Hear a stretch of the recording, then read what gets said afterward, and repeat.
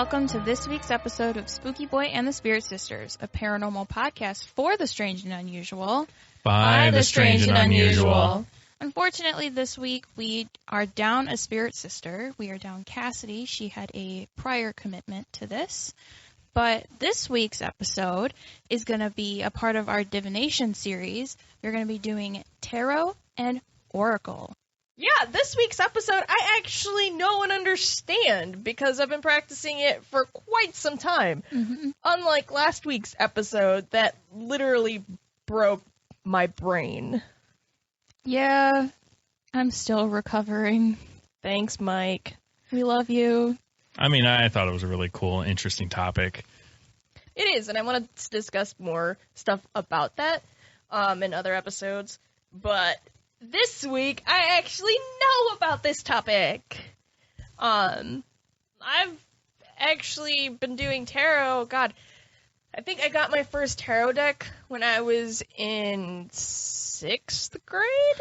As soon as she left the womb, she was like, give me the cards. Oh, yeah. 92, 91, what was Bottle it? in one hand, a tarot deck in the other. So Typical. I've been glamorous ever since. Yes. Oh, boy. Yeah. No, But 6th grade? It was, I think it was about 6th grade. It might have been earlier than that, but for some reason, 6th grade comes to mind. My mom for Christmas one year had got me one of those, I think it was Barnes & Noble. They had these tiny little, like, kit kind of booklet things. And the thing that she gave me was a tarot reading. And it was fun because it came with, like, these teeny, tiny little, like, cardboard cards. And, of course, I lost them real quick. But, like, I still had the book. I still read through it and everything. But that was, like, part of, like, that year's theme. So, like, this was when I was really into Charmed and Buffy and all of that stuff. So I should have known, like, fast forward to now where my life was headed. Yeah, you probably should have. But that, yeah, I don't know. Actually, I think that was way earlier. That had to have been way before that. It sounds like something you got out of, like, the bottom of a cereal box. Like, right? It does. here's your Halloween, like, what was it? Like, what are some of those Count Halloween? Chocula. Yeah, Count Yeah. Chocula, like the Frankenberries, like Yeah. those kinds. Like, you went, Got all the like, box you tops. literally, like, flipped the box upside down, opened it from reverse, cut the package opening from there, just so you could get, like, That's kind of the how little, they were. like, toy or whatever. They were really, like, they were actually tiny little cardboard pieces. But it was cool, you know, they had the whole deck in there, and they weren't super, like, detailed, obviously. It was just, like, a picture, and then, like a the stamp. tiny little book had, like, a brief sum-up of the card. Yeah. So, but I was super familiar with it from then. And then fast forward to, gosh, I want to say almost 9-10 years ago, like, I was gifted another deck. Because, like, it wasn't something that I kind of, like, kept on, because you know how life kind of goes through that, like, Right. roller coaster. My cousin actually gifted me another tarot deck. It was for my birthday. She did a reading for me at her place, and then gave me a tarot deck of my own. And I remember the reading that she had given me. Like, I was in tears. I was, like, crying through the whole thing because it was, like, so spot on. So then I was just like, this is something I really want to look into again. So, gosh, yeah, that was so long ago. But Yeah. I don't know. Tarot was always something that I've gravitated towards. Like, I really like it. I like the artwork in each of the cards. Yes. I love the symbolism in them. And before you didn't have as many card decks as there are today. Oh my God, there's so many. Shit, I even have a niche card deck that is over the garden wall. So it's like there's so many different artists that are taking the opportunity to create their own take and their own interpretation of the cards. So it's really neat and it's really cool. Yeah. So I guess, yeah, that's the artist in me that kind Yeah. of gravitates towards them a little more. Yeah. I got my first deck probably a year ago. My first deck was actually given to me by Cassidy. So it's very symbolic of our relationship. And I love that deck too. Yeah, it's the Enchanted Forest deck, and it's all animals, and I love that deck. It's my go-to deck. I have the most connection with it. Probably mostly because it was my first deck, and it was given to me by one of my best friends, and it's like, I cherish it, and I will cherish it for the rest of my life. I love when you do tarot readings from it. Like, I love it. It's on my list of decks that I want to own among the plethora that we already do own. Right. Yeah. But, I own a lot of decks. But I also have Oracle decks, and my first Oracle deck was the Enchanted Blossoms. Funny enough, both of them were both enchanted, and I bought my first Oracle deck myself. I had, so Oracle was something that I kind of dabbled in, but it was never something that I kind of like went into. I think because tarot has so much, like, it's how specific it is. Yeah. That's what drew me to it, where Oracle is more kind of like a broader spectrum. It's like, Oracle is like the big picture, and tarot is the little tiny details that go into that big picture. Yeah, it's like, if I'm using an Oracle deck, it's usually like, okay, generally what's going on, and it'll tell you like, oh, there's going to be a big change somewhere along the line in your lifetime. Yeah. Where tarot will be like, this is what's happening. This is where you need to wake the fuck up. And it doesn't sugarcoat it. No, unless you get a deck that specifically sugarcoats things. Yeah. So the only Oracle decks that I kind of have. Oh no, I have one that has goddesses on it that kind of goes about that. They give you kind of like brief descriptions on like themes in your life. Yeah. I did have one that was specifically about like trying to do past lives, but I didn't connect with the deck, so I think I actually like sold it. I can't remember what happened to it. Yeah. But they're both very pretty. You can find a lot of really pretty decks out there for both. Yeah. I also have one of my Oracle decks was actually given to me by our friend Nora. She and I don't remember what we were doing at her house. I think I was doing her makeup or her hair or something like that, and she like looked over where her decks were, and she was like, that deck is for you, and she handed it to me. Nora has an uncanny ability to do that kind of stuff. Yeah, she does. Shout out to Nora. Yeah, we love you a lot. Lots of love. So yeah, and I actually got Austin, funny enough too, one of mine and Austin's first date nights, hangouts. Something? Question mark? It's a quagmire? We were talking about this stuff, and that's kind of, what steeped our relationship to being what it is today.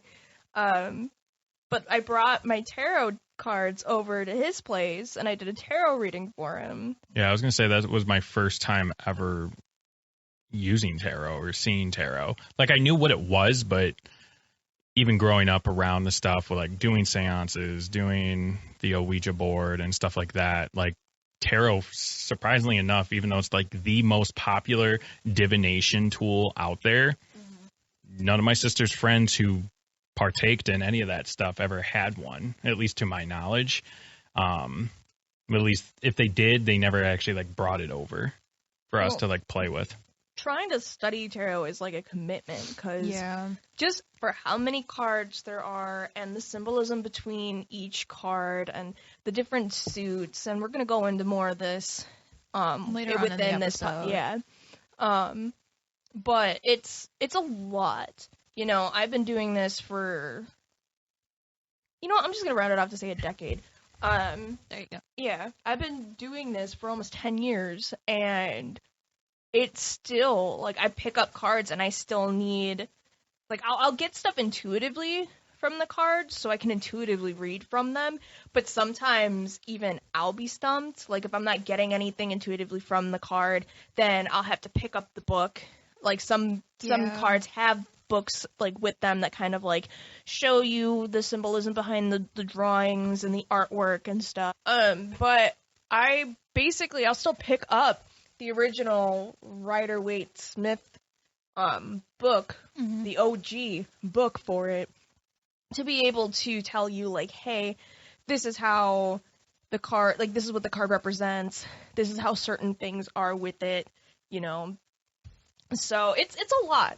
It's a lot to take in, and it is. It's kind of like one of those commitments. You know, you have to know your deck, learn your deck, find a deck that actually speaks to you and works with you. That's right. So, that's why I got the Lord of the Rings one. That's such an awesome find at, like, what was it, half price? Just sitting on a shelf.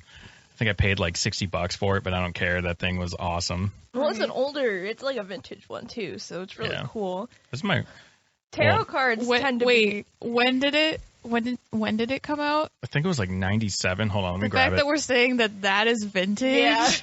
Like, I was born in 95, so like this is like 90. Austin and I are 91, so.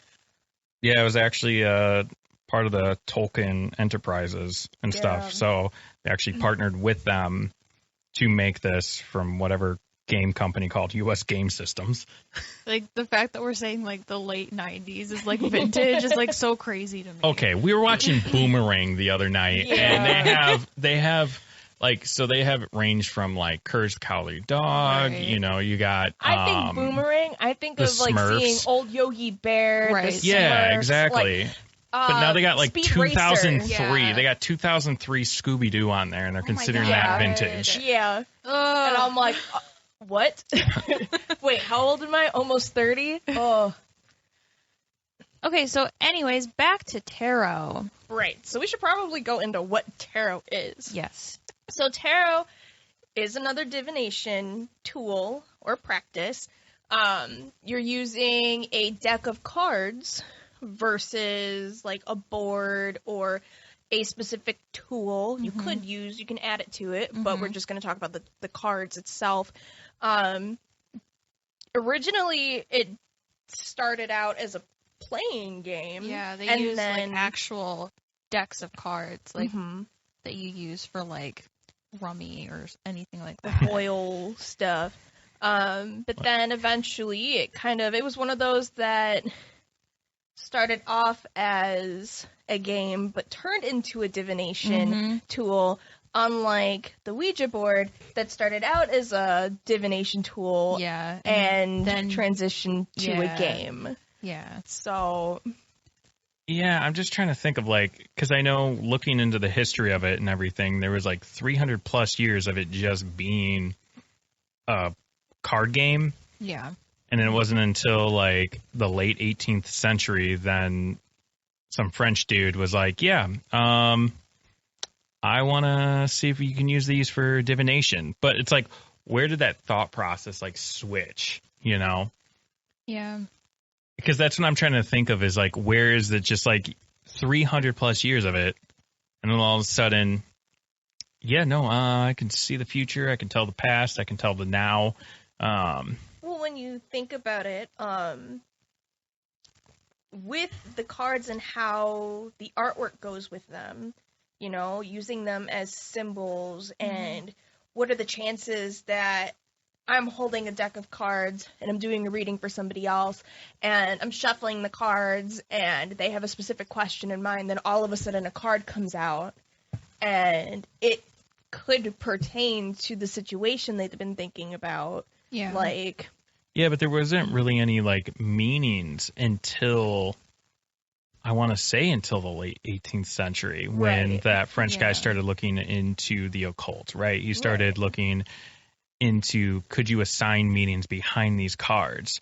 Because other than that, it was just literally like, before the pentacles, it was coins, right? Before swords, it was sticks. Like, right. So they were traditional things that you could potentially use for divining.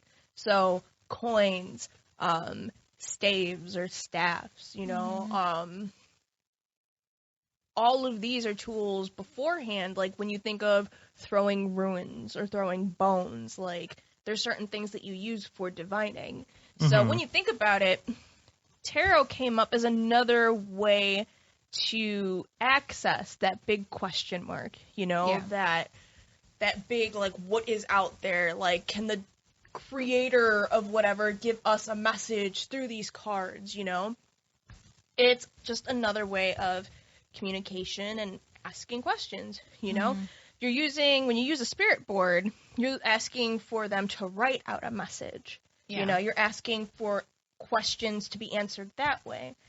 With the tarot and oracle, it's another way to be able to get answers. No, like I understand all of that. I completely understand like the whole reason why it's called a divination tool. Like totally understand that. My question is like I'm just trying to put myself in this French dude in like the late 1700s here, like maybe 1789 or something like that. Well, what was and the he's exact just date? like, 'Cause you've changed that a couple times. well, no, 18th century, late 18th century, and it's like they don't have like a specific pinpoint of when everything's sort of like really written history of like today on 1782 I Honestly, grabbed the deck of cards and the Lord came through. Like none of that was there. Like honestly, tarot doesn't have a very like intricate, mysterious history. It's very kind of bland. Like first it was a card game,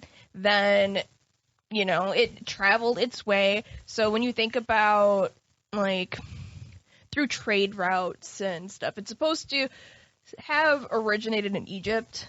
So from there, when trade routes were happening, you know, you've got the Arabs bringing it up into Europe. You've got the Romani people picking up these trades, using it as means of their livelihood. You know, people getting pay that them coin for these practices. Exactly. Yeah. And as they travel, you know, it picks up in other areas. So it ends up in France, and French has a huge, like, scene for the occult. Hell yeah. Like, that's my people. Like, the French were very interested in these kinds of things, because the French are very about culture. You know, the arts, the, you know, written word, music. Yeah, no, it's funny enough that you mentioned that. There's apparently a story, I heard it when I was like researching this stuff through like, I know YouTube isn't the best resource, but I drive around a lot. So I just threw on some like history. Right. And one of the cool stories was that there was this high general that was serving Napoleon. Right. And he heard about this. There's this traveling Romani woman that he heard of. And he was like, yeah, this is bullshit. So he went in there pretending he wasn't some high-ranking general, right? He was like, oh, I'm going to ask her about some fake business that I want to start. So he goes in there, he sits down according to the story, right?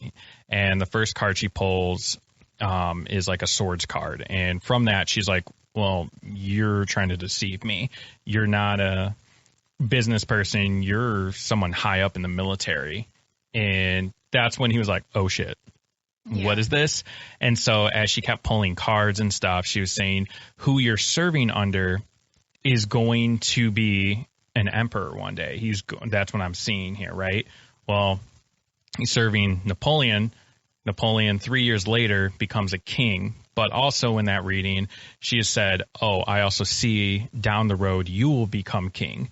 Well, in his head, he's thinking he has to overthrow Napoleon, which he's like, I completely respect him. I'm not going to do that. Well, Napoleon's reign didn't last too long. Anyone who knows history knows why. And later on, this high-ranking general ended up being a king, but for Sweden. So that was pretty cool. Little like history. Yeah.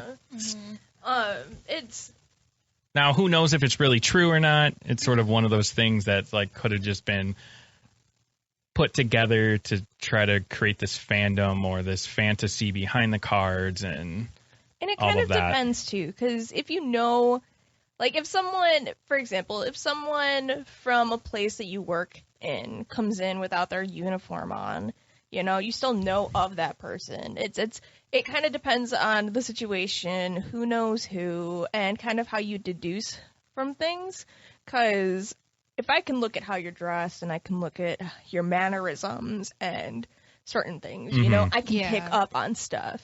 You know, if you if you ever notice that, athletes or soldiers, they have a very certain body language. Yeah. They stand erect. They have a methodology on how they maneuver because that's how they've trained and that's how they've done stuff for years. Yeah. So if someone like that walks in, I'm like, okay, well, I can study your body language versus someone that's like slumping over and just kind of like meandering through. I wasn't sure where you're going with that at first when you're like, yeah, you walk into the work without your uniform. I was like, were you going to say, the cards told me, fuck the uniform.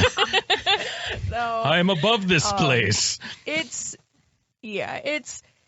No, and that's where it's like about body language. Yeah, and that's where some of it they say like, psychologists and skeptics and stuff, they say it's not the cards that have any magic, right? Mm-hmm. It's the psychology of the person. It's the person reading another person, or it's the psychology of the person's who's getting their fortune told in a way. So like you see a card and someone tells you this in-depth sort of vague meaning and behind it, and our psychology, our subconscious starts trying to fit that into the narrative of what you went there, because you don't want to go in there and be like, you're already going in there being like, well, I want to see if this is real, or B, you already believe, so whatever is going to be laid out in front of you, you're just going to make it fit. Right. And it also, the cards aren't meant to tell your fortune. Like, they're not supposed to tell you how your future is going to turn out. Right. Like, they will give you suggestions, something to think about as you go forth. Because ultimately everything is it's up to you. Well, like, yeah, you absolutely. have to do these things to get yourself to that point. Yeah. Like, for example, I can't sit here and be like, hey, cards, am I going to win the lotto? Yeah. Like, it's not a yes or no thing, but also if the card goes, yeah, like, I see fortune in your way, like, it's the questions that come coupled with that. Well, how do you see yourself getting that fortune? How would you go about it? Right. If the card goes, yeah, there's fortune in your future, but I never bother to amount to anything, or I never buy a lotto ticket or anything like that, it's like, well...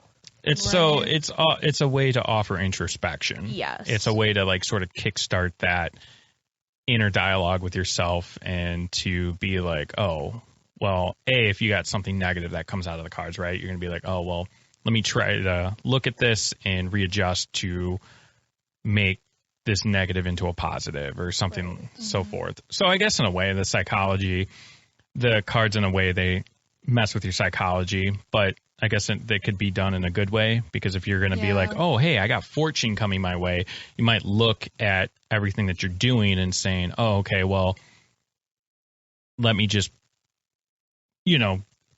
dig deeper into that. It's kind of like a swift kick in the ass to like get you to do what you need to get to that point. Like, the cards themselves are neither positive or negative. They're neither good nor evil.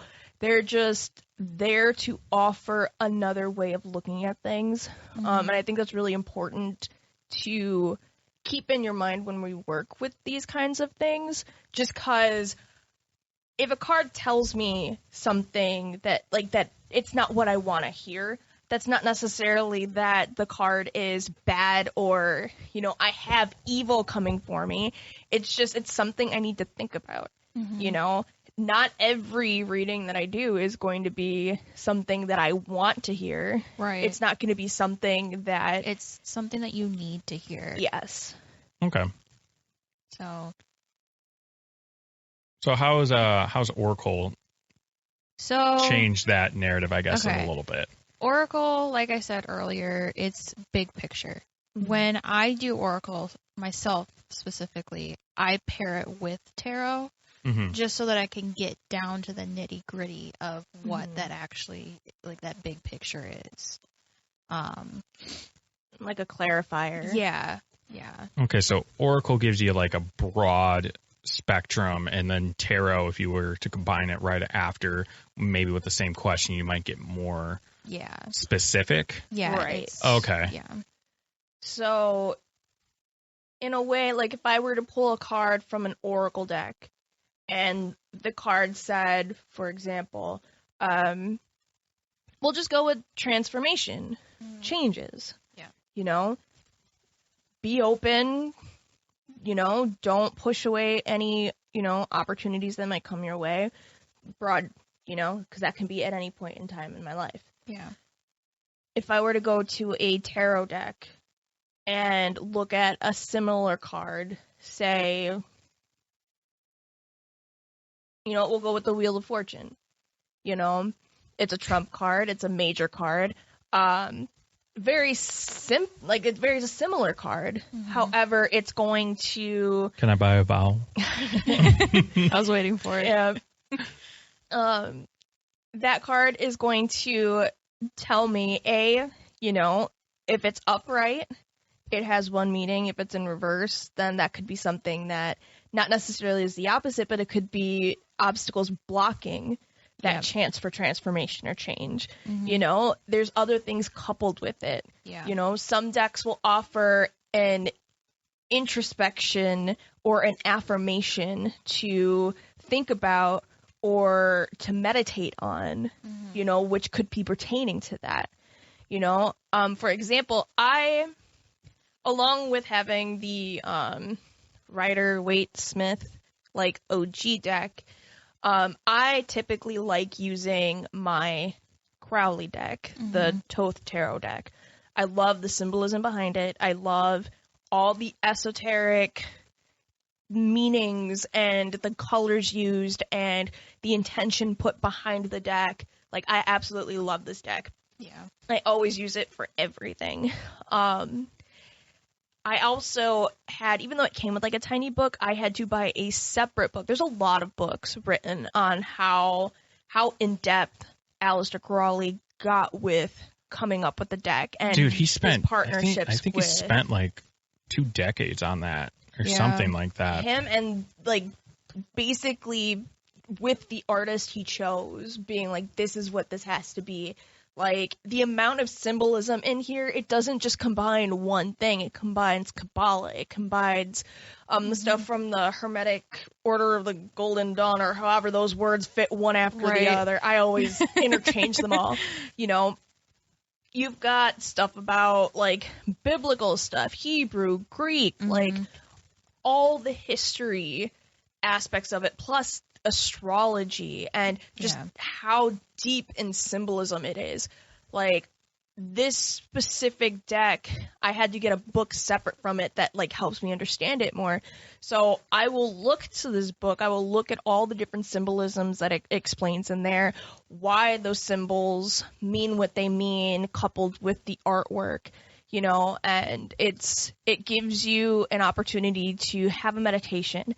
It'll say, if this is unclear, you know, draw another card to help you figure out, or like help it make sense, or potentially, like, if you go this route, pull another card and see what it would be like if you chose another route to go. So it's way more specific, and versus just going, change. It's somewhere in the horizon, you know. You just gotta be open for it. Yeah. So well, okay. So fun fact about Aleister Crowley, him and the like person that came up with the rider-waite deck, Arthur Waite, are actually like they hate each other. Oh yeah, they absolutely hate like, each other. Generally, it's how that goes with Crowley. Yeah, in the that's past. true. Yeah. Well, like, from what I was seeing with that, like, it's just the 2 biggest egos that came out of that, like, I guess that esoteric organization. And I mean, because you had like actors, actresses, politicians, like So all of that many. going into that.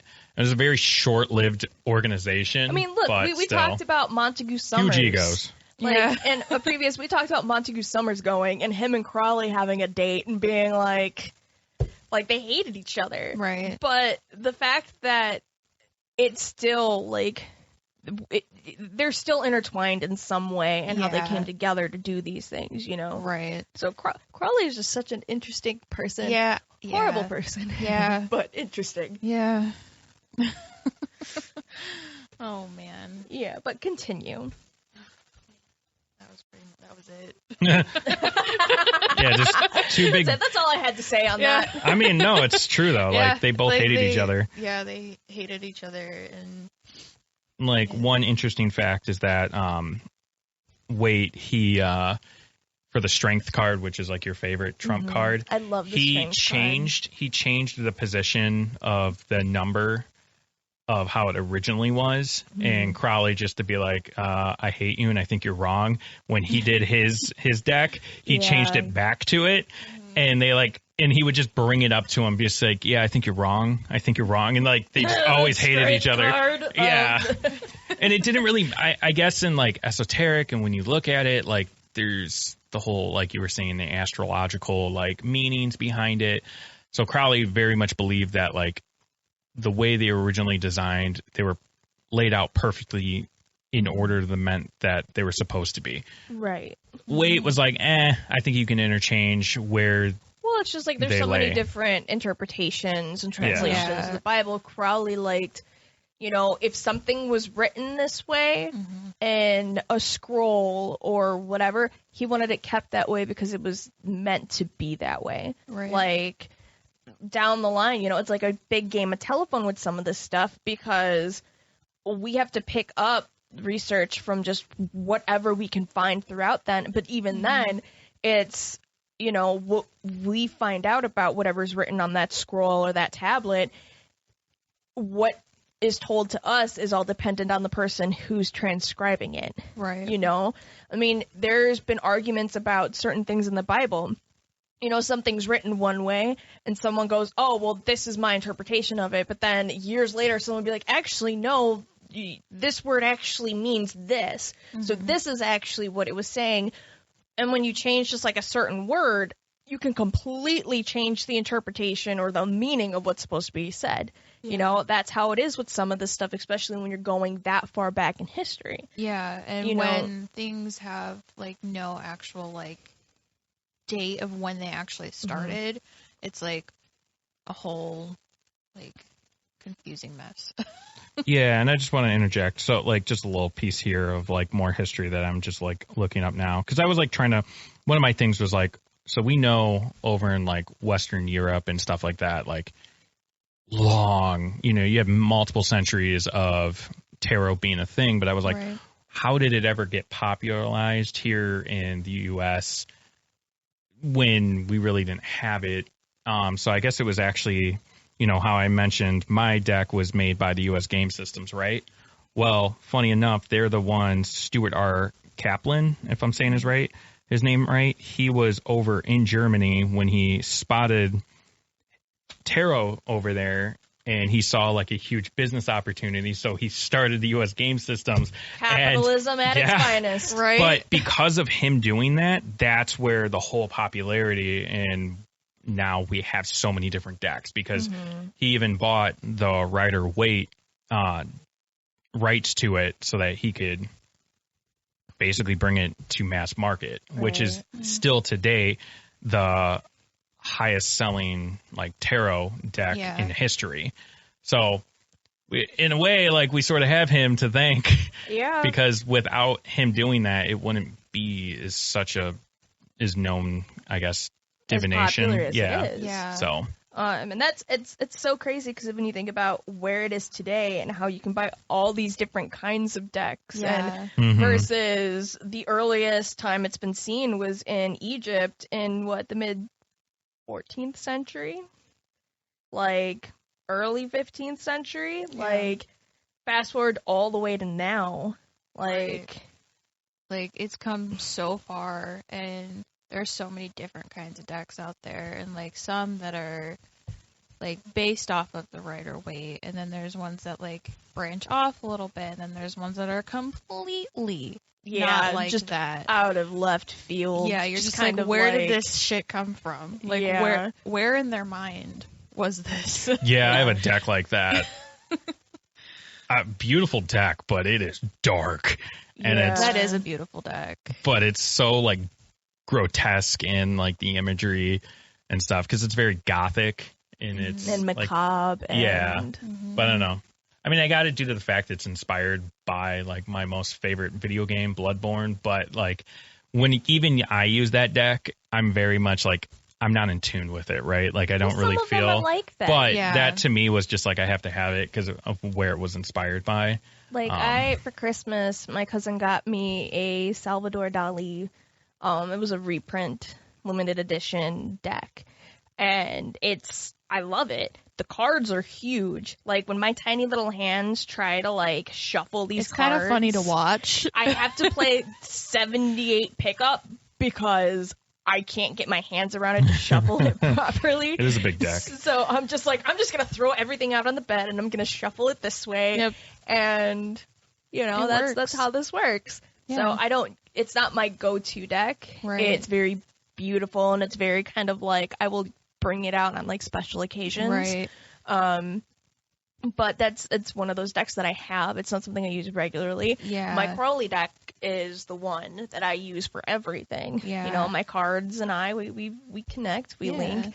And funny enough, it was my cousin who was using her Crowley deck to do the reading she did for me on my birthday that I was like in tears. I was just like, oh my God, how are you doing this? So, but yeah, that's the one I like. But there's other ones that I have too that Yeah. every now and then I'm like, I haven't used this in a while, so I Yeah. might as well try it. I do the same thing. Like I have this beautiful deck. It was my one tarot deck that I actually bought for myself, and it's my Weaver deck. And the cards themselves are like a matte black, and then the rest of like the imagery That is is a all mood. iridescent and Mhm. pretty, and I just love that deck. It's gorgeous, but it's not my go-to deck. And I had like That's the type of deck that you do with like thousands of candles lit, Yeah. listening to Stevie Nicks, Yeah. and Yeah. just getting in your groove. When you need to really be like, yeah, I'm doing this. I'm Well- magical. I'm mystical. Yeah, and like when I got it, Keep it I in your was like, pants. I Pelvic really, thrust. I was like, I really want this deck to like really work for me, and like it does, but I was doing the like get to know your deck like reading, and it was like playing games with me, so to speak, and I was just like, okay, And some Slow decks your just, roll. Yeah, they just don't. They don't really fit for you, but that's okay. That's not and like who's to say that it won't work for me at a later date? right. Because I was drawn to that deck, and it had to be in my possession for some reason. So I agree with that. Like the whole like it not working and stuff. Like it's you create a bond basically with these tools. I'm someone that believes that there is something. There's like almost everything has some sort of soul or essence to them, right. And the relationship I have with my tarot deck is, it's something I've built. Does my can of Rockstar, not sponsored, I knew you were gonna. energy drink have a soul to it? It gives me some soul, I'll say that. It's got some energy essence in there to I wake knew you me were up. gonna have some sort of smartass comment. Absolutely. Come on, you're gonna say something like that of like, I Certain believe that everything things. has a soul. Certain things, like Oh, like that nasty little bug flying around right now. I thought you got the stink I did get bug. one, but now we got round 2, I guess. But anyways, continue. It's gonna fly over here. Yeah, he's a big fucker. But it's not for me to say what does and what doesn't. It's just about like what I feel and what it, But anyways, we'll get into that later. But it's about the relationship you have with these tools. If I don't feel something gives me an energy or a vibe, then Right. some things do, some things don't. I gravitate towards my Crowley deck, and that's how that is. Yeah. So, and there are ways to kind of like, I don't know, like break in your deck Yeah. in a way, like almost treat it as your equal. So like some of those, obviously cleansing your deck. Right. With That's like the first thing you should do when you get a Yes. deck, before you even play with it. Cleanse it. You don't know who touched it before you. Yes, cleanse it, even if it's fresh out of the box. Yeah. Just The person who packaged that. everything down the line, just cleanse it, whether that's through smoke, whether if you have like durable enough cards, You can use, I'm drawing a blank here, Alcohol.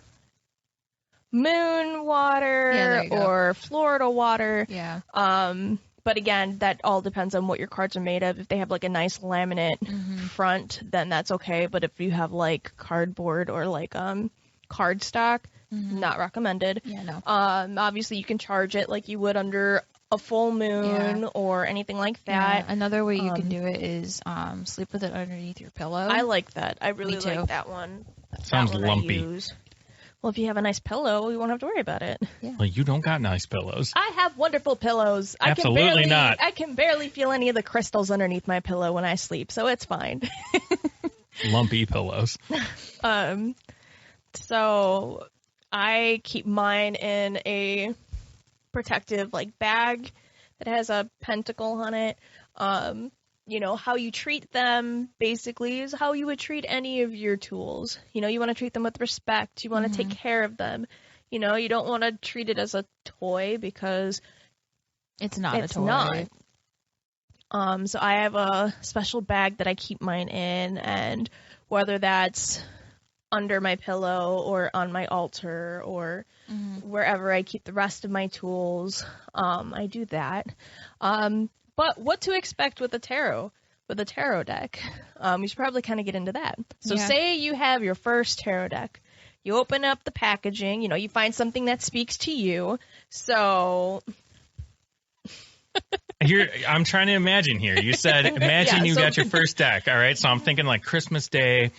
I'm under there and I'm like, give me the occult. Give me the occult stuff. Yes. So it's Yule, you're opening up your gift, and it's a tarot deck. Or, you know, you do years or days or weeks of research, and you finally find a deck that's yours. Okay? You open up the packaging. First thing you do is you cleanse it. Okay? So you go through the steps like we had said before. Yes. After that, okay, now you're about to open it and actually dive into it. What to expect. Stop. So what you want to do is throw it under your pillow, create that perfect lump in the center, and sleep on it. That's what you just said. You said connect.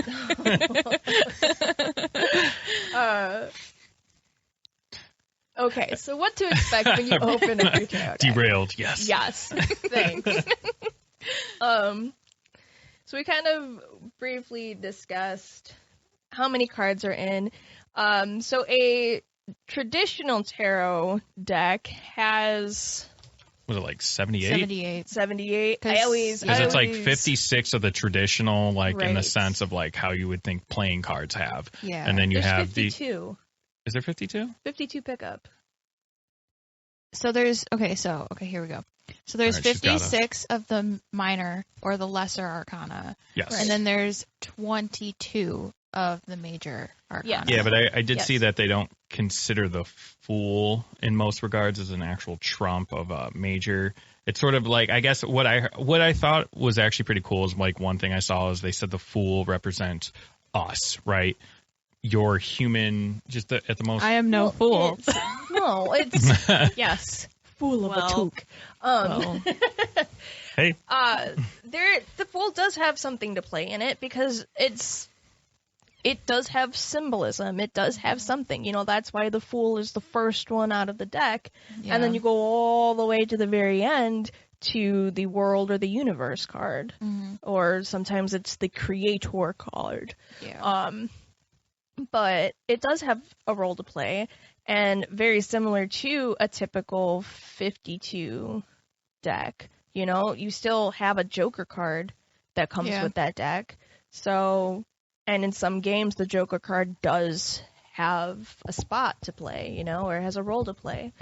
That's true. So, but we threw around a lot of words that we haven't gone into yet. So, for example, you open up your deck, what to expect. Right. So there's two classes of cards.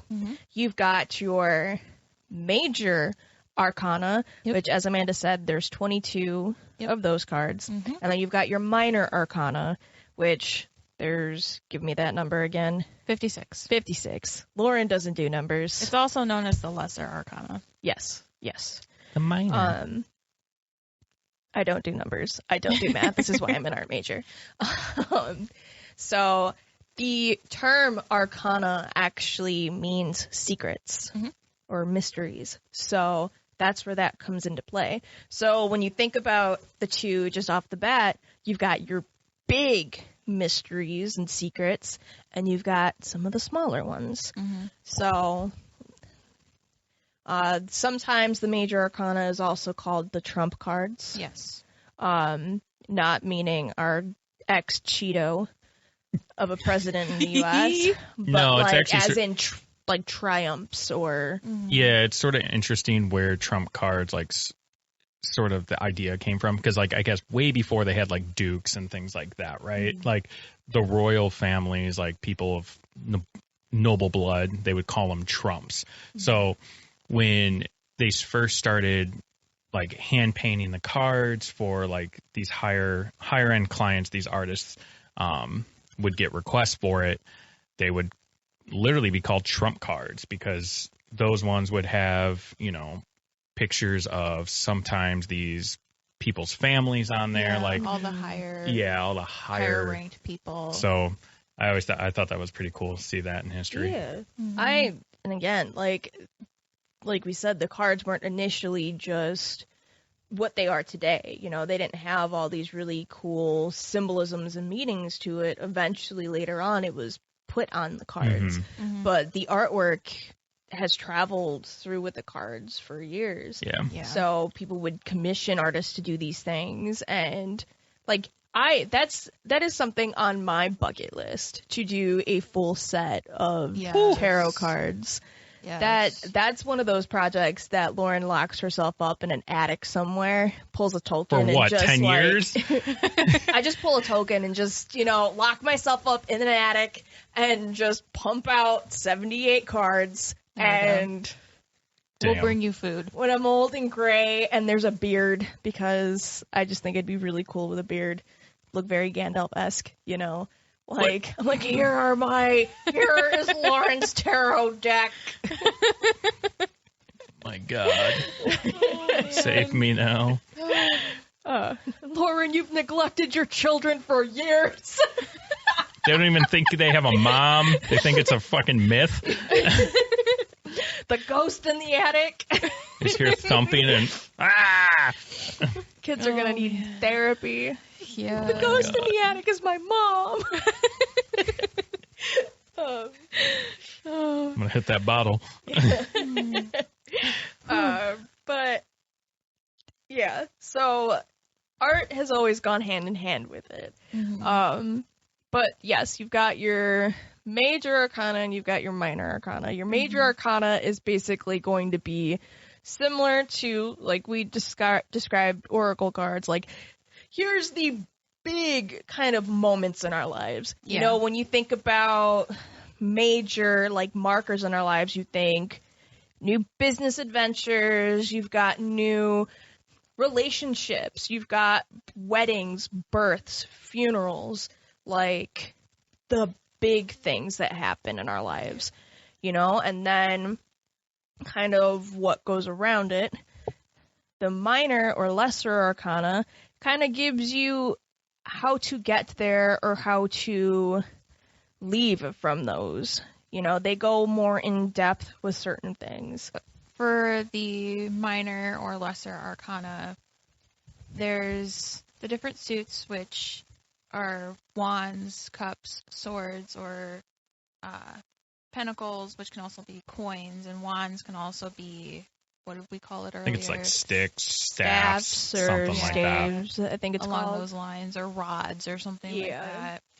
And each of them I've found like lines up with like an element too. So like wands lines up with fire, and cups is water, swords is air, and pentacles is earth. Yeah, sometimes in like the traditional ones, the wands and the swords are flipped. Switched for whatever reason. Yeah. And like each of them like kind of has like a general idea of like what it can be related to. Like wands is like your personality, your ego, your like personal energy, like what makes you tick type of thing. Cups is like emotional, and it's like a situational or event like type of situation. And then you got swords, which is like power and intellect, but it can also mean like sorrow and like misfortune. Yeah. And with pentacles, you get like health, finances, and like work, and like that's the creativity of it. Right. Along with the different correspondences, some traditional correspondence, depending on, because you figure from Egypt, the cards have made their way through all different areas, and from there, you know, people have different interpretations, and it also, religion, culture, all that stuff plays a background into it. So, for example, for wands, cups, swords, and pentacles, you'd have hot, cold, moist, or dry. So depending on the elements and kind of how they play a factor into things. Take the angels. You know, you've got wands being Raphael, cups being Gabriel, swords being Michael, and pentacles Uriel. Elemental beings, you've got wands as salamander, which, if that was for fire, you know, salamanders. I can never say this right. Is it Undine or Undine? I think it's Undine. For cups, it's like a water. Okay. Like a water. It's like a creature thing. Because then you've got swords, which would be sylph, and then pentacles for gnomes. And then as far as like just basic like symbolic animals, you've got wands for lion. Cups can either go eagle or serpent. Swords being that of man or an angel, and pentacles being that of the bull. Okay. You've also got different astrological correspondences with it. So with wands, that would have the energy of that of Aries, Leo, and Sagittarius. Cups having the energy of Cancer, Scorpio, and Pisces. Hey! Swords having the energy of Gemini, Libra, and Aquarius. And pentacles having that of Taurus, Virgo, and Capricorn. So, and with that, you also get masculine and feminine energies in it. There's Hebrew correspondences to everything. So that's just in the suits themselves. Yeah. The numerology is another. That's a whole other like world that, because like you got like your queen, your king, your ace, which those are so the queen, king, ace. I'm missing one. Knight. There's knight. Sometimes they add the page, and they add a prince and a princess. Yeah. So depending on the court cards that the deck includes, that can also increase or decrease the amount of cards in a deck. Yeah. So, and sometimes they're like interchanged. So like the page will be interchanged with like the prince. And like sometimes if someone who wrote or someone who created the deck was very like divine feminine driven, like the feminine energy cards topple over the masculine energy cards. So like my modern witches deck, like everything is female energy, everything like so that happens in that deck for me. Right. So with the major and the minor arcana, I guess the court cards would be like if you were to like pick like a big, medium, small, or like however that would pertain to like a situation. Like you'd have your classic suits, so like what is that? Because ace would be 1, so 2 through 9 would be the lesser or minor arcana. You've got the court cards who are also a part of the minor and lesser arcana. They're just kind of like they have a little bit more oomph behind them. Yeah. So whatever those cards are, they typically deal with something a little more heavier than just like the other cards that have like a number. And then you've got the major arcana being like the boof, the biggins, like something big is gonna happen. Yeah. So, but yeah, numerology does play a role in it. You know, for example, when I'm doing a reading, depending on the spread I do, I will first take a look at what suit is present. You know, is there more of one suit than another? You know, is there a repeating number that goes through with it? Right. You know, I take those into effect because all of that has something to do with it. So numerology, angel numbers, stuff like that, you know. Right. That's why when we say there's a commitment into kind of like learning the cards and getting acquainted with them, there really is. Yeah. So There's a lot of info about it, like, that you have to figure out before, like, it's a lot. That's all I'm gonna say. yeah. But like, I want to real quick like talk about like Oracle deck like number and all of that. So the decks themselves, it can be any, like, there's no set amount of cards, just depends on the artist and who came out with it. So like when I look at my 2 decks, like one of them has, I believe, I've got it down here. Amanda's looking at her decks right now. One of them has 44 cards, but then my other one has 32. So, like, there's literally, like, no... It kind of just depends on the person who's pumping out the cards. And so it's not like tarot where you need, like, all of those in there. Like, you can have as many as you want. Right, because with an Oracle deck, it can be literally any kind of topic you want. So, like, if I wanted to do an Oracle deck that has something to do with, like, animals, right, I could choose whatever animal in the animal kingdom that I want. And obviously, I would take into account, like... Platypus. What would that be? Ooh. I'd say fierce. Yeah. Like, don't underestimate. Right. No, that's true, man. Like, Platypus can fuck you up. I might look like a ditz, but... I'd put the platypus with a little hat on it. Like, My God. from the TV show. Oh, Perry. My God. Like Perry the platypus. Yeah. I was trying to think of the most weird, probably like the weirdest animal to exist in our damn Naked animal mole kingdom. rat. Yeah. And I say platypus, and you're like, oh, TV show. Yeah. Well, yeah. I mean, when you think about it, that's even in itself the symbolism. Yeah. And when you look at a platypus, it looks kind of like... Derpy. Yeah, exactly. But really, they'll fuck you up. Yeah. Like, in more ways than one. So, and even with a TV show like that, like Phineas and Ferb, Perry the platypus, when you see him regularly, he's just kind of like... His eyes are crossed, like, the opposite way. He makes that sound. And, then he puts the hat on. Yeah, he puts the hat on, he's becomes a secret agent. And he beats the shit out of Dr. Doofenshmirtz. So, I never saw the show, so I love Phineas and Ferb. I'm probably going to get a lot of hate from that. I love Phineas and Ferb.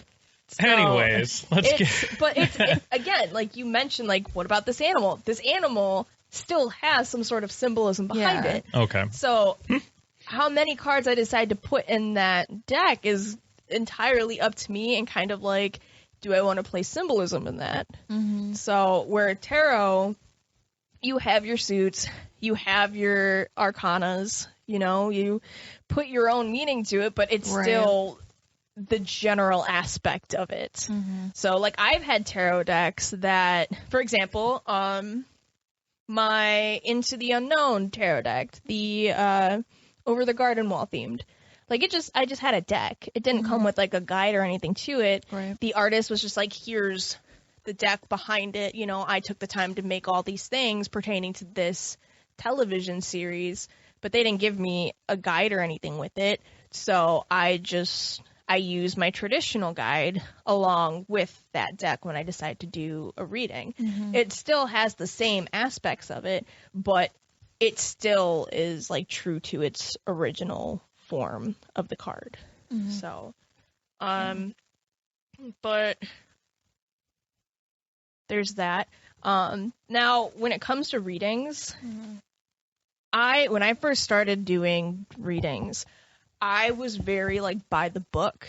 I was always like, I draw my cards, I do everything with it, and then I'd be like, okay, well, what does this card say? Like, what does it go by the book? Like, what does the book say? Right. And it took me years to kind of get into my own flow and kind of interpret cards differently than exactly what it says by the book. Yeah. I learned how to intuitively read the cards, and it's just kind of like what comes from my gut. Yeah. So I would do readings for my family members and my friends, just kind of like, just because why not? It's Right, fun, and it gives me more practice. And then I started branching out from that and was like, you know what? No, I actually want to give, like, I want to share my gift with other people, so I started doing readings. And I guess you can say with family members, it's a little bit, you can be like, oh, well, you know them, so you kind of know what's going on with your life. But even when it's somebody else that I don't know, it's the intuition you have to trust when you're doing these readings. So I'll do, I'll pull my cards, I'll shuffle them. I guess this is a great way to actually go how to do a reading. Right. Yeah. So, yeah. So how to do a typical reading, or at least how I do a reading. Amanda, you do yours differently. Yeah. And Austin, you just kind of go, am I doing this right? Yeah, pretty much. But you always hit me right on, like, the nail on the head. Like, I'm just like, you say what you pulled for me, and I'm just like, okay.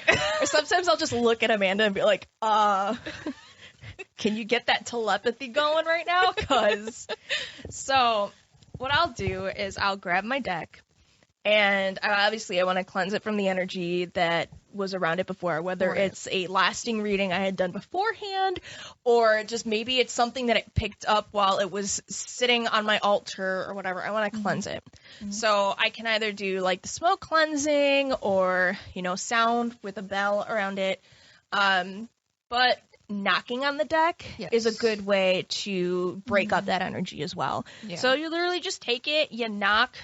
I like knocking in threes because, maiden, mother, crone. Me too. I do that too. So I'll just knock 3 times on the deck. Who's and there? Then hopefully a divine wisdom. Right? But then I'll go and I'll shuffle. Now, when I first started doing readings, when I read, you're supposed to shuffle the card, and while you're shuffling, you're supposed to think about what message you want. So say I'm doing a reading for myself. I'm shuffling the card. While I'm shuffling, I'm thinking about what I want the cards to tell me. So it should never be a yes or no question. It should be something along the lines of, say, for example, love is always a big one everyone wants to know about. It's never going to be like, is this person my true love, yes or no? No, it should be something along the lines of, where do I see, or where do the cards see this relationship Be going? more specific. Yes. Be specific, but not too specific. Yeah, no, because then it gets weird. So, because then it's like, oh, death card, that means it's not going well. It's like, no, it's, they have other meanings than that, so that's why you don't want a yes or no. So I will have a general question in mind.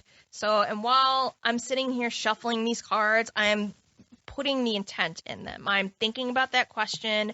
I'm making sure that, the question or the answers that come through are that are only going to help me. They're not going to confuse me. They're not, I'm putting all of that in that intention as I'm shuffling the cards.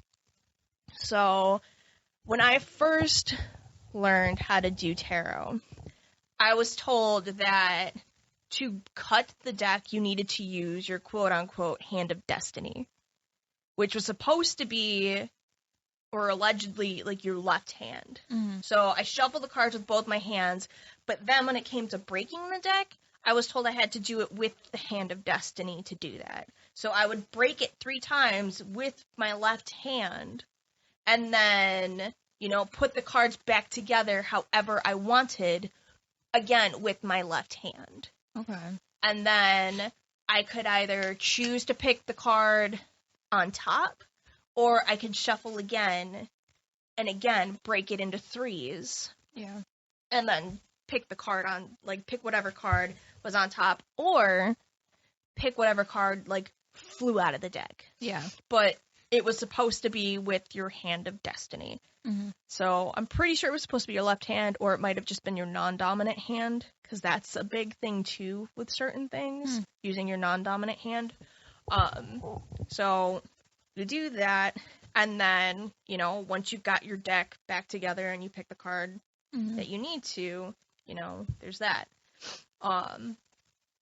Now there's many different spreads you can do. Oh, God. Depending on how you want to. We'll go into that in a second. Like, honestly, before there was like a couple of like main spreads that you would use, but now you go on Pinterest and it's like, here's a spread for Halloween. Here's a spread for this. Here's a spread to figure out if you can get that promotion. It's like the Oprah of tarot decks. It really is. It is.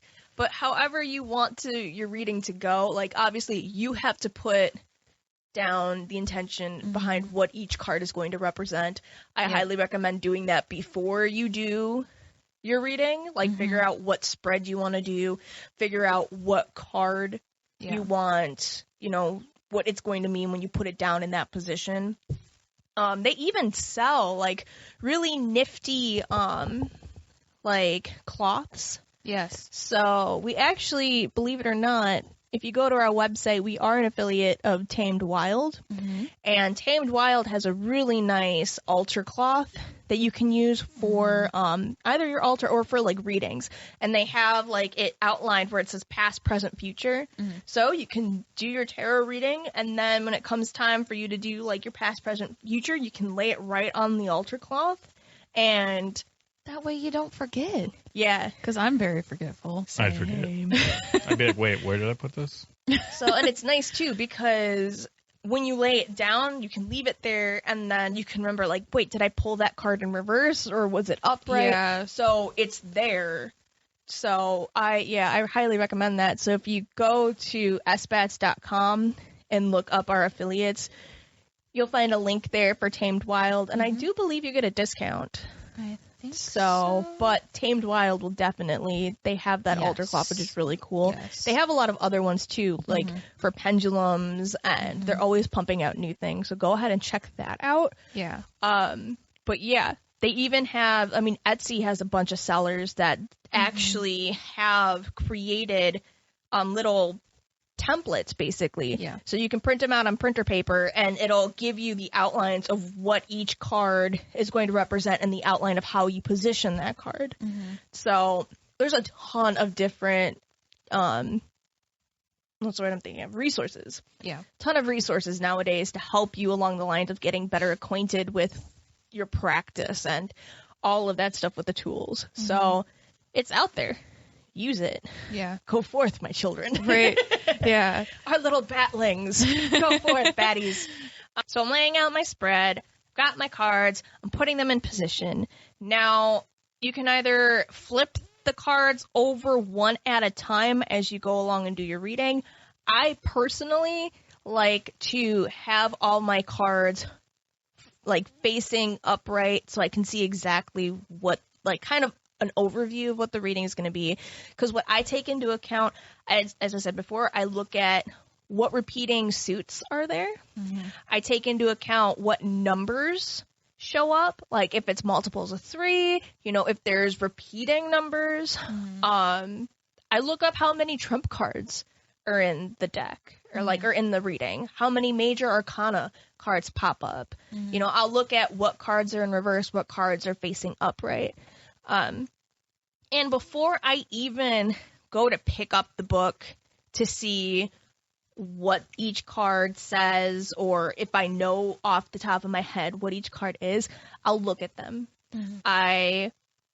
First I'll take a picture of it on my phone so I know I put them back the right way. And so I can also go back and look at the reading for future Lauren. So when I look back and be like, look at you, dipshit, it was all there, literally spread out on the table for you.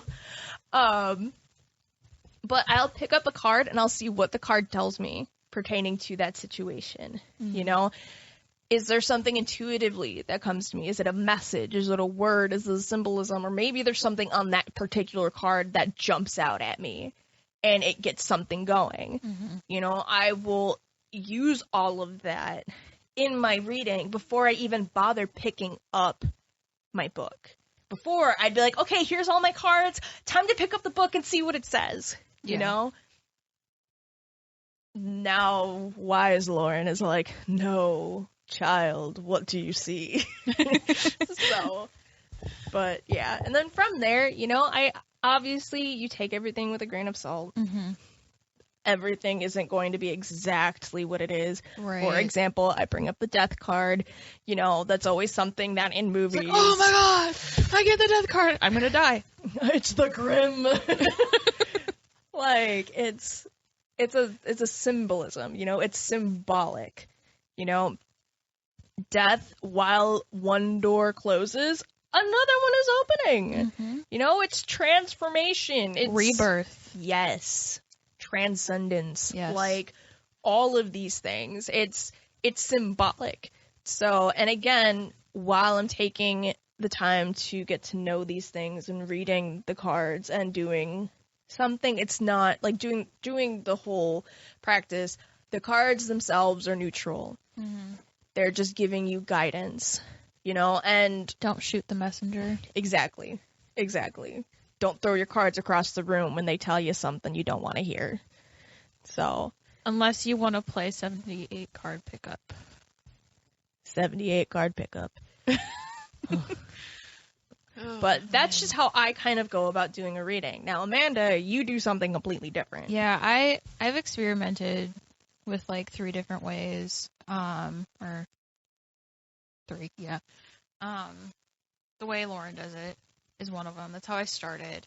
And basically because it's just the only way that I knew how to do it. Well, yeah, because it's how you're taught, you know, or Yeah. how you kind of dive into this stuff. Yeah. Didn't I? Was it Cassidy? Was it me or Cassidy that gave you your first? I think it was you. It's always me. The entity is me. And then from there, I was doing that for a while, and then as life gets in your way and all of that, I stopped doing tarot for a while, but then I picked it back up, and I started doing this, like, where I use my pendulum, so I bring another divinatory, like, tool into it, and what I do... And we'll do a whole thing on pendulums in the future, too. We will. But what I do with that is I do like the normal like shuffle, like I get the energy out of it and I cleanse it or do whatever. I shuffle and then I get this like little like twinge in my stomach that is like, okay, stop shuffling. And then I put the deck down and I spread it out, kind of like I'm in Vegas. And then I take my pendulum and I go very slowly around, like, where the cards are. And if I get a yes in that area, what I'll do is I'll take that area and break it down. So it does take longer, but it's just another wave. And you find that it works. Yeah. You get the best kind of readings from that. And typically what I do with that one is I only do a 1 card like draw for that because it just takes so long and I'm so impatient. This is a 10 card reading, Amanda. We've been here for 3 hours and you've just pulled 1 card. Yeah, but like I said, I take that section and I narrow it down and I get to that last one. And then from there I kind of I was like, let's just try this. I had seen it before in like a video or something like that, doing like, I call it the chaotic way. Is that where you kind of just shuffle them, like where you like have it in the one hand and you just kind of like throw them down in the other? I can't do that. And then you wait for stuff to like pop out, fly out, and sometimes it doesn't. And when it doesn't, then I go back to like the original way of how I do it. I got little hands, so I try doing that, and all of them come out. So it's usually like 10 or 20 cards. So and when that happens to me, so when I'm doing it that way, if like a bunch of them come out, I like pick the cards up and I'm like, okay, now if like one of you wants to actually be the 1 card that I'm actually trying to pull, like come out a different way, okay? Mm-hmm. And then I put the cards back in, and then I go back, and then usually from there, one card or maybe two will pop out, and then I read it from there. I envy your your longer fingers. I can't do that. So I've tried it. I tried, but I think I've seen you try before, and it was kind of funny. I got little hands. But I'm just now starting to like do like the intuitive thing, like where I look at the card first, and like because I'm nowhere near as like versed in this as Lauren is, and I'm still learning too.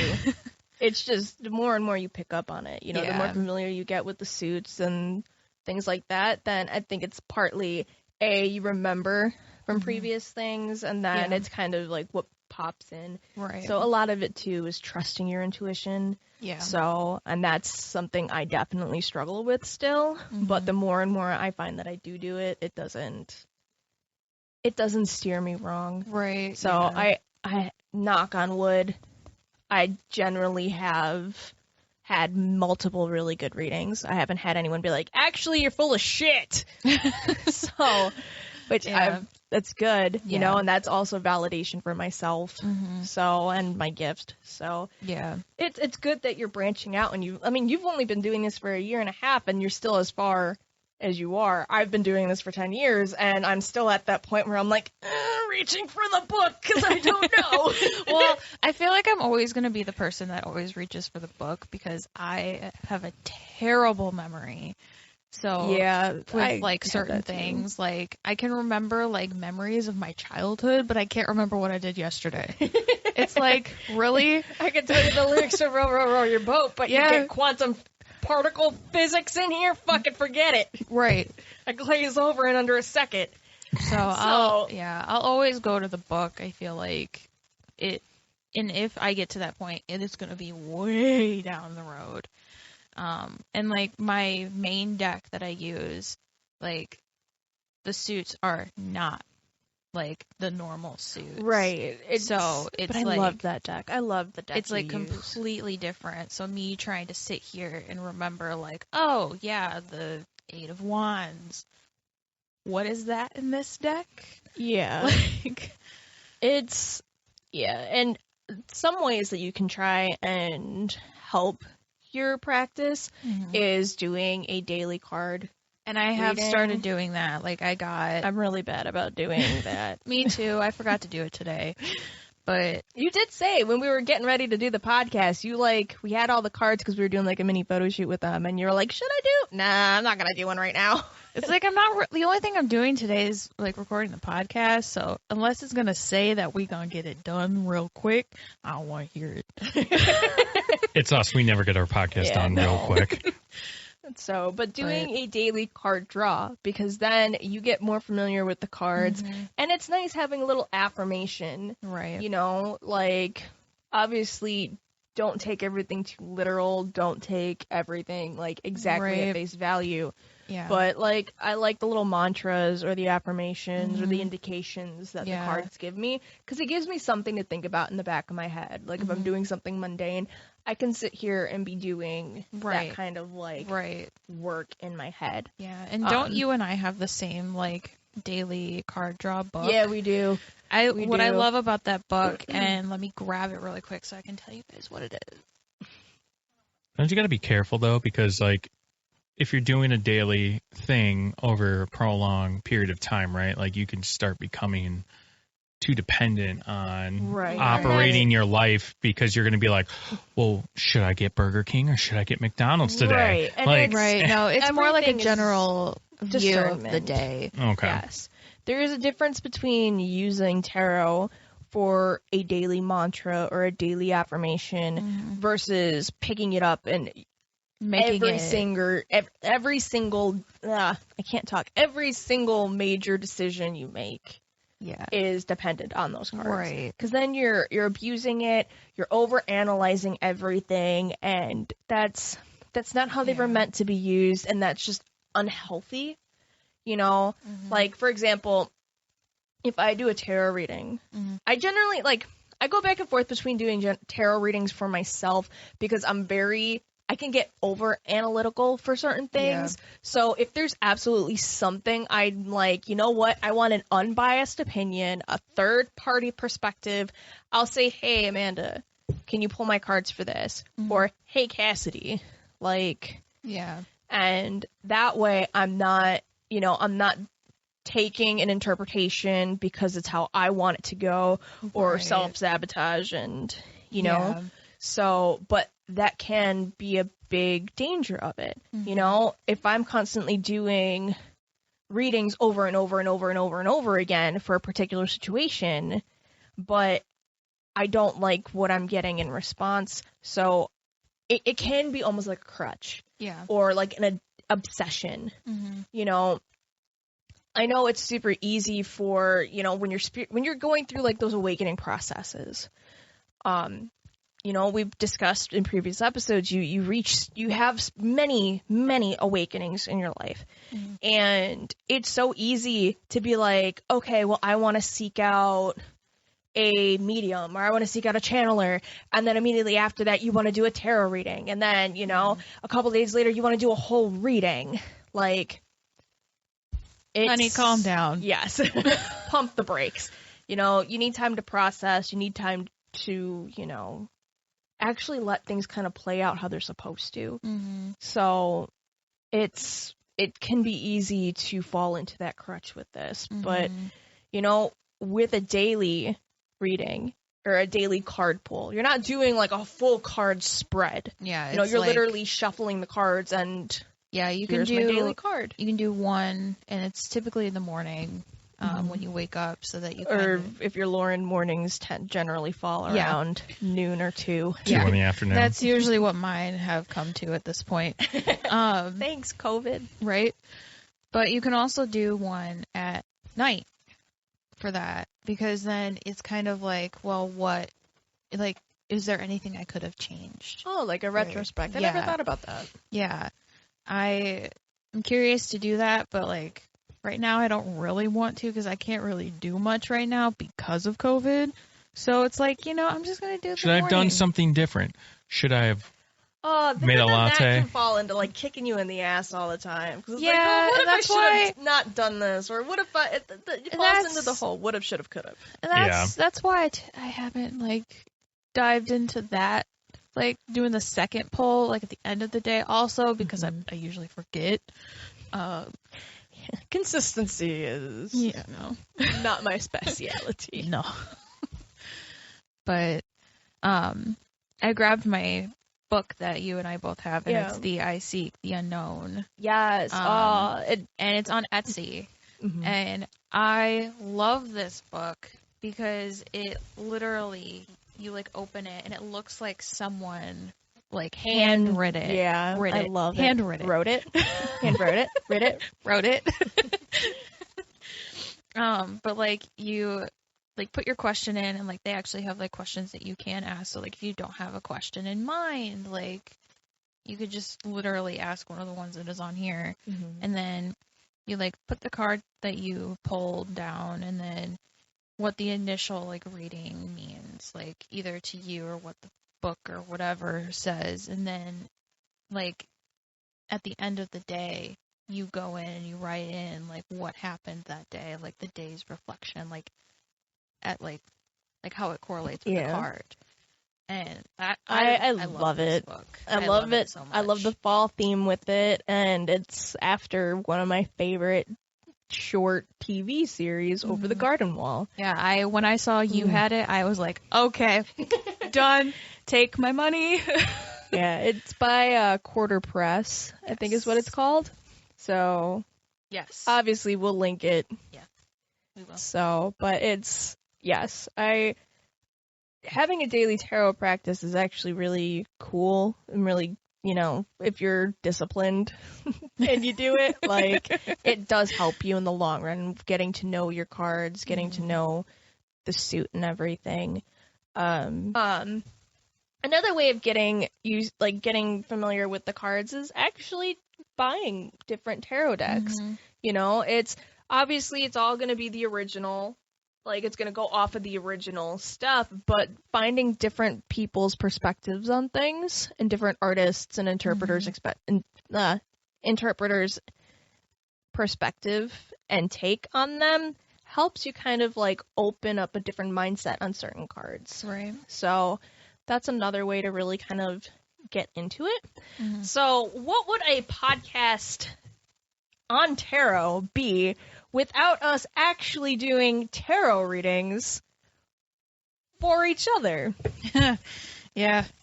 So each of us, kind of how we did this was before we sat down, we had a question. Like, each of us generated a question for each of us. And none of us know what each other's questions are. Yeah. And we used, 3 different decks? We used 3 different decks.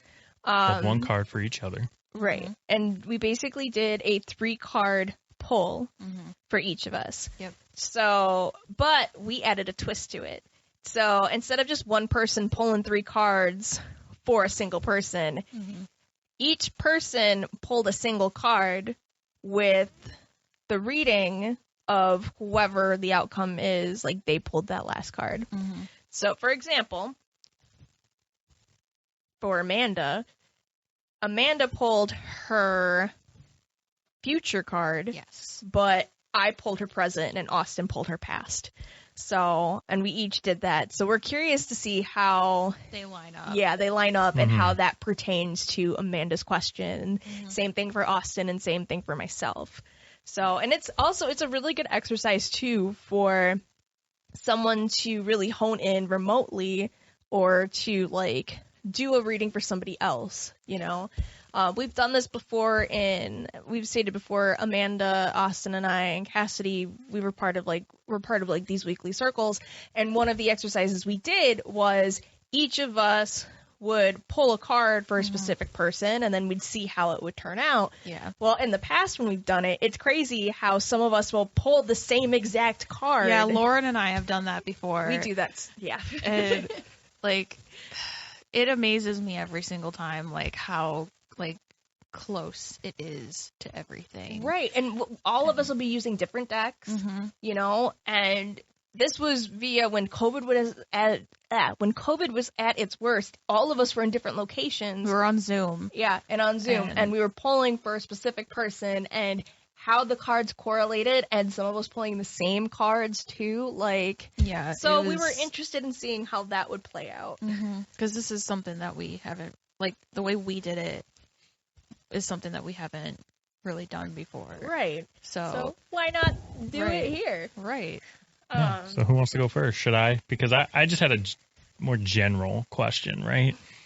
So should I tell you what my question is? Is that what? I guess, yeah. I mean, Okay. if you want to. Yeah, no, it's fine. So basically what I asked was like, give me something I should focus on, you know, for the future. So who did my past? So Amanda did your past. She Your pulled a card past. for your All right. past. Okay. So we'll start with me. Okay. So I got the Queen of Wands. The Queen of Wands is initiative, ambition, and drive. It's like the need to hold a place in like a chain of command.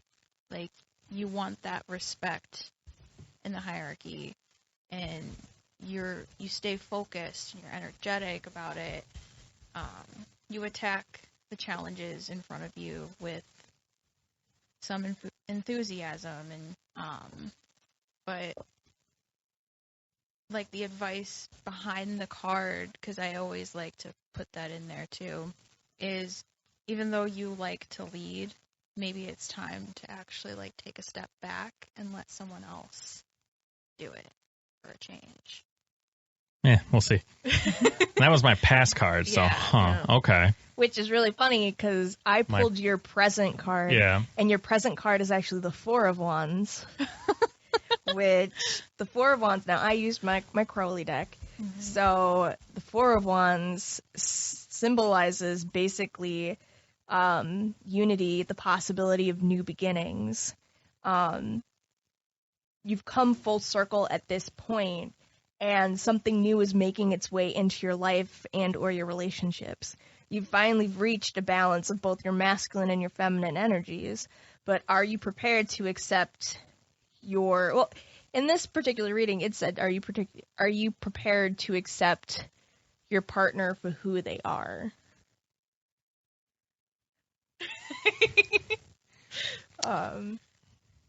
But yeah, it's a good card. It's a card for partying. It's a card for, celebrating because you've finally come to a close on something else, and now you can start moving towards a new venture. So, all right. Well, that's interesting because like my outcome, right, or my future card is the 9 of Wands. You were saying when we did this, Yeah. you were like, wands. That's weird. And and so that one is taking down your barriers once genuine trust has been firmly established. So I don't know. I guess it's one of those things where once I feel, I guess in the sense of what, so the Queen of Wands saying, hey, sort of allows someone else to finally take the lead on something in that way. Take a step back. I guess that corresponds with how, in that manner of like, I like to control in the sense of situations and stuff like that. The present one you're saying is coming to terms with allowing myself to trust another person, I guess, to take that lead. And then the whole thing is like my outcome is if I do, then only to do that once I feel like genuine trust has been firmly established. Like I can truly feel like I can take that step back, Interesting. all right. A lot of stuff on trust.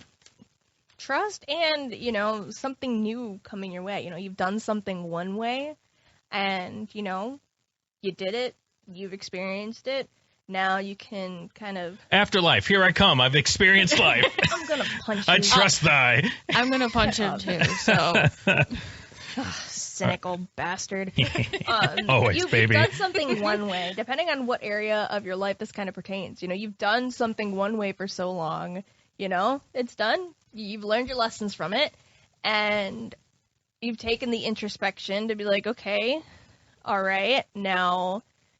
it's time to be open for something new to come along, and you need to be open for that, So I think that was a really good reading. Yeah. All right. Look at us go. Yeah. Who's next? Lauren, do you want to go next? Yeah, I guess. Okay. So All right, my question was, what should I focus on with my business? I decided that I'm finally going to put a majority of my time into my Madam Creatrix business. So I do... Oh no, Amanda. I do I offer tarot readings. I offer resurrected curios and different kind of witchy, unique antiques that I bring to life. They're in a plethora beautiful. of things. I even started doing a little blog on certain things. You're so blogging now? yeah, I did. My goodness. So All right. I was questioning on what I needed to focus on and just hoping that this reading would bring the Forth insight something? for that, Oh, man. Well, I had your can't wait. past. So interesting enough, I pulled the strength card, but it was upside down. Okay, so really quick. Whenever I do a reading for Lauren, the strength card always comes out at some point. Always. And funny enough, when I went to go pick up my book, because I'm trying to use both the Crowley card book, but also I want some of the OG knowledge of like the original deck. So when I went to go pick up the original deck, like I didn't pick up the whole book. My finger slipped and it like opened up exactly to the strength card. So naturally I opened it up and I turned it to Amanda and I'm like, look at that. Look at that. So that, lay it on me. Well, I mean, like I said, so this is upside down, right? So if it was in vertical, reverse. it would be saying allowing one's immediate impulses to be directed by the use of reason, creating bridges between this realm and the realm of higher energies, opening oneself as a channel for these forces. And that was your pass card, but it was upside down. So I guess you could say, like, don't always immediately act upon your impulses. Take time to think about it. Because you and I have discussed this, where you can be very impulsive and then it sort of backfires because you're doing it out of pure emotion, which is a good thing, but at the same time, it can be, you know, a negative thing. Because if you're always just jumping anytime you have a rise in your emotions, that can cause, you know, that can cause issues in anything if you don't take that time to just take a breath, use that excitement, but use it logically, you know? I don't know. I almost see that as, according to, like, that card and, like, just the interpretation, it almost sounds like I should, if it's in reverse, that I should be opening up myself more so for that intuition, for that, like, the messages from beyond to kind of, like, help me. So, but... Oh, just wait a second. Oh, fuck. All right, so, Amanda. yeah, what's present? Oh, What's fuck. present? Amanda, lay Okay, it on. so Oh, my context God. really quick. So when I do a reading for someone else, I get the energy out and then I hand them the deck to shuffle it a little fuck, I bit forgot about this. and put their intent into it while they're shuffling it. Well, and then I take it back and then I shuffle a little bit and wait for that little twinge and then I do whatever I gotta do. Well, I hand my deck to Lauren, and she's shuffling, and then 2 cards just fly out. And exactly how they landed was one on one side and one on the other. So there was literally a forking. Yeah. And God damn it. yeah, so I had 2 cards for her. And I'm sitting here while Austin is reading what he got for her. And I'm just like, oh, okay. Yep. Mm-hmm. So the first card was the Hermit. So basically what I got from it is that you need to think things through carefully. Austin, fuck off. Can I just get an amen in the comments here? Now wait, there's more. Value time away from the crazy. Relax the ego and commune with nature. Like, take some time for yourself. Self-love, bitch. Oh my god. Oh my god. And then the second one was the Page of Swords in reverse. So for that one, basically, the situation that's at hand requires subtle changes, which is what you did with your shop, in order for it to be brought to the highest good for all concerned. Now, it, like, no matter how much, like, you may or may not suffer, you need to do it, like, in order for it to work right. Like, and then another thing was, you don't take a stand against another person until you have cleared your feelings of resentment or a punitive motive. Otherwise, your attitude may undermine the message. I was just like, whoo! Some spicy readings right there for you, Lauren. Yeah. Basically, But it's all good stuff. It's Self-love. all good.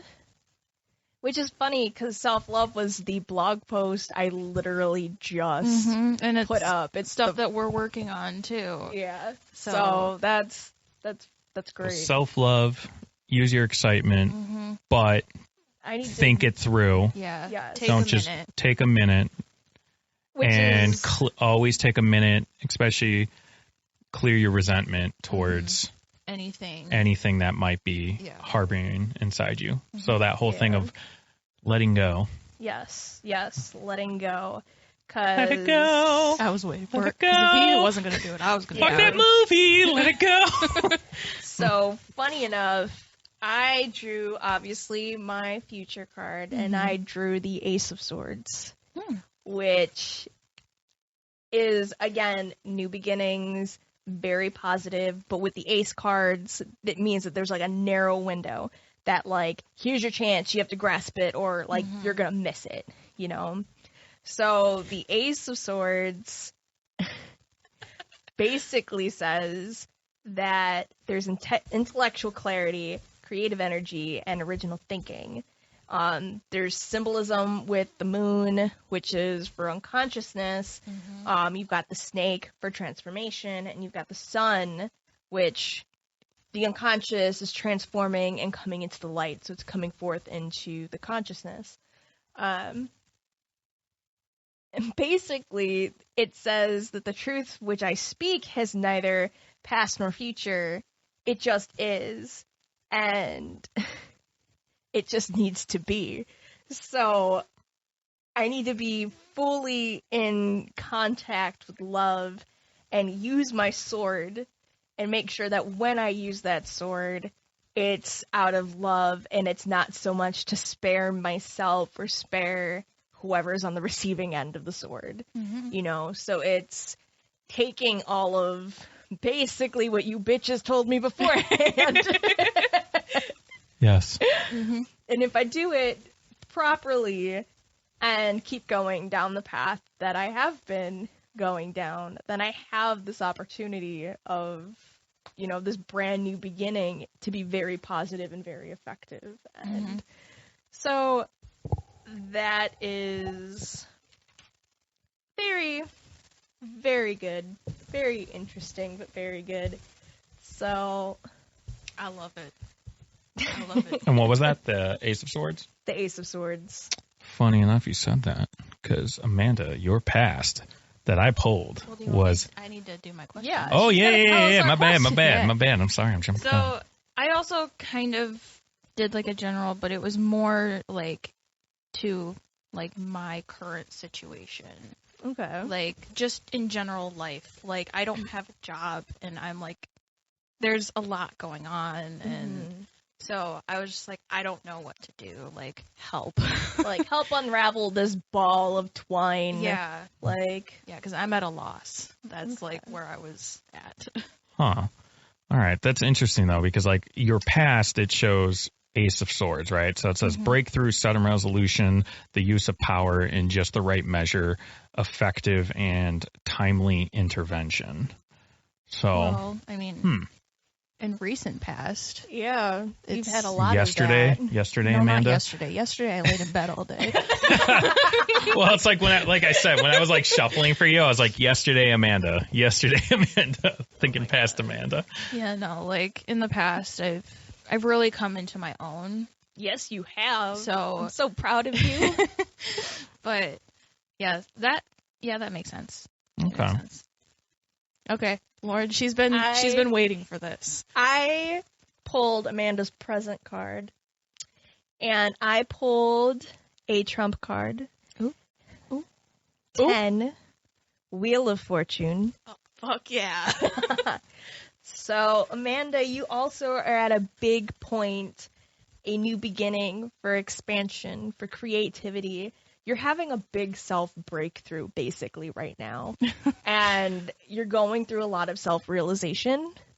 And obviously, right now, it's kind of unexpected. But you've got a lot of good things coming your way through all of this. So basically what the card is saying, that if right now you're not seeing any miracles happening immediately, then you know something's wrong. You stand before the possibility of a huge breakthrough. So what you need to sit and contemplate is what is standing in your way as your wheel is about to turn and about to spin. So what do you need to be taking your chance in? Right. So, and that's perfectly in alignment. Yeah. So you're at a big point right now, you know, and I can say this because I know you, obviously. I know some of the things that you're going on with your life, but I didn't know what your question was. Yeah. So reading this card and being what it is, it's just very, even though you feel like nothing's really happening right now, you have come into your own. Yeah. You've taken control. You're doing the work. So it's kind of a good thing that you don't have other things going on, because that means it's clearing time in your schedule for you to be actually be able to sit here and contemplate where you want to go. Right. You're answering and unlocking those deep internal questions, and answers are being given, and it's great. So that's a really good card. Yeah. So then I obviously had my future card as well. I got the Knight of Wands, which again is initiative, ambition, drive, and desire. It has to do a lot with risk taking. I'm not one to take risks. I never have been. But this is basically just saying that take risks. No matter my past patterns, I'll be able to place myself into a more solid position than I am right now. And I'll be more self-directing, and whatever it is that comes, it'll come easy to me, essentially. There's going to be a lot of comfortable and uncomfortable stretches that have to be made, but whatever it is, I got it. So. And what card was that? The Knight of Wands. We got a lot of wands up in here. Yeah. We got a lot of, physical career kind of fire, questions. baby. Yeah. So I think I'd have to say all of these cards are really spot on. Yeah. So, and it should be noted too, none of us knew what either of us were asking when we pulled the cards. All of us were pulling from complete different decks. So, So you could say awesome. The magic comes from us. Oh, the entity is me! Hey, damn it, it's us. The entity is us, bitch. It's not just you. Oh, I'm just saying, each and every one of us individually. Yeah. So we are the entity. Yeah. And so are you. Get your own tarot deck. Yeah, so I know we kind of brushed on spreads and stuff like that already, but yeah, there's the one card, there's the daily, the quick draw, the 3 card, which can be the past, present, and future, but it also could be the problem, the solution, and the outcome.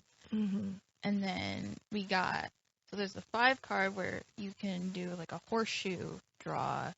I started out doing, obviously the past, present, future, because I'm I'm going to dip my baby toes in it.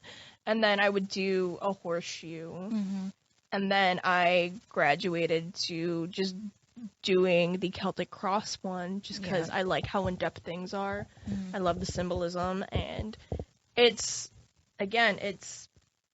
sometimes with readings, you do get off readings. And that's okay. Whether it's you don't get that energy from the other person, if they're a super closed book, if that's how they are with their relationships, how all aspects are, then, it's going to be a little bit more difficult doing a reading on them. But sometimes I'll get a reading that's just way out of left field, and I'm like, what the hell? All right, this isn't. But then come to find out further down the line, when I look back in hindsight, I'm like, oh, fuck.